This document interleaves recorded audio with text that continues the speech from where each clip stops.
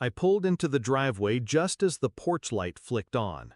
12 hours behind the wheel, a bottle of cheap gas station coffee still burning in my stomach.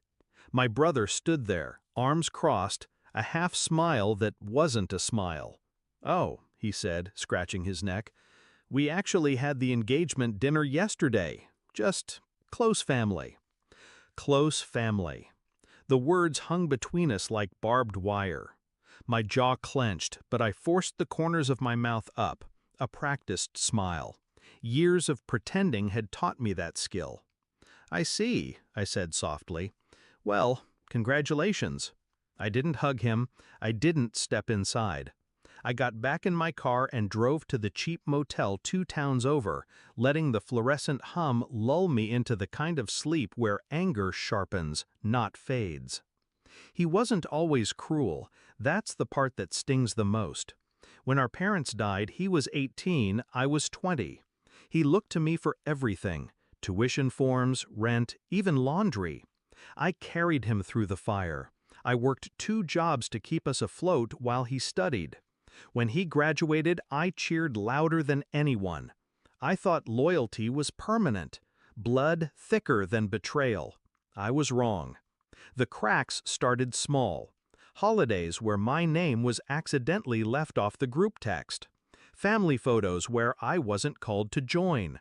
The fiancé, sweet-faced in public, whispering venom in private. "You cling too much," she told me once when he wasn't listening. "Let him live his own life." I laughed it off then. I shouldn't have.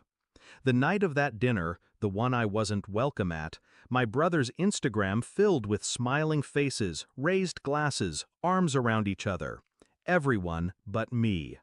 My stomach twisted, but my face remained calm. I didn't comment. I didn't like the photos. I only screenshotted. Evidence.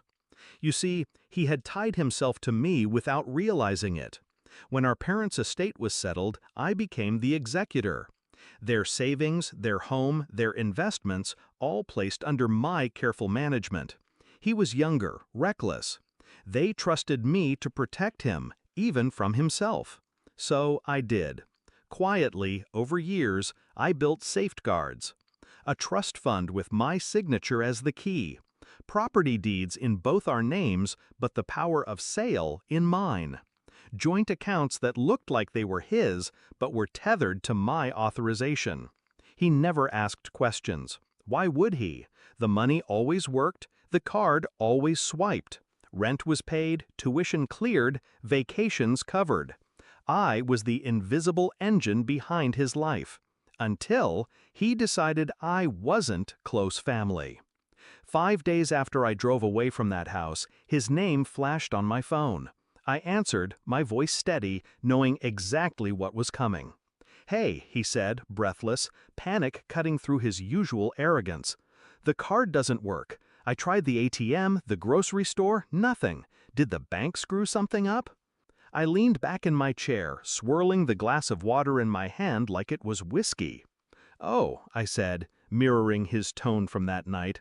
"I forgot to mention, I made some adjustments." "What do you mean, adjustments?" His voice cracked. "I mean," I said slowly, savoring each word, "the accounts are frozen. The trust is locked. The house deed, the one you and your fiancé plan to live in, is no longer accessible to you. Not without me." Silence. I could hear his breathing, shallow, erratic. "You can't—" "I can," I cut in, and I did, remember? Close family only. That was the climax, the quiet strike of my revenge. Not loud, not messy, just control slipping through his fingers, one asset at a time. He thought cutting me out would be clean. He forgot who held the pen. The following week, calls poured in. His fiancée first, sugar turning sour in her tone. "You're ruining his life." I only replied, "Funny, he ruined mine at 12 hours and a doorstep." Then extended family chimed in, shaming me for being cold. I sent them copies of documents, signatures, proof of who had carried the weight all these years. The noise died quickly. By month's end, his credit cards bounced. His engagement party deposits evaporated. The ring, financed, not bought, was repossessed. He moved back into that old house, the one with peeling wallpaper and creaking floors, because it was all he had left. And me? I slept soundly. Do I regret it? No. I gave him everything once. He mistook that for weakness. He thought love was unconditional, that betrayal would earn nothing more than forgiveness. But I am not a saint. I am a ledger, and debts always come due.